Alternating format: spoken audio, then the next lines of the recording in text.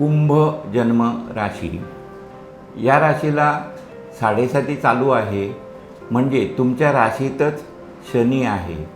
त्यामुळे बऱ्याच वेळा मानसिक संतुलन बिघडेल. मात्र 15 मार्चपर्यंत असलेला मकर राशीतला म्हणजे 12व्या स्थानी असलेला मंगळ सरकार दरबारी जी कामं असतील ती चांगल्यापैकी तुमच्या मनाप्रमाणे पूर्ण होतील.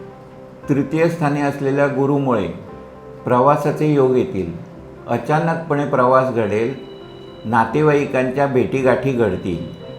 राजकारणी लोकांना कधीकधी घरचीच माणसं शत्रुत्वाकडे वळू शकतील. काही गोष्टीची घरामध्ये वाच्यता न करणे योग्य होईल. आर्थिकदृष्ट्या हा महिना थोडासा त्रासदायकच जाणार आहे.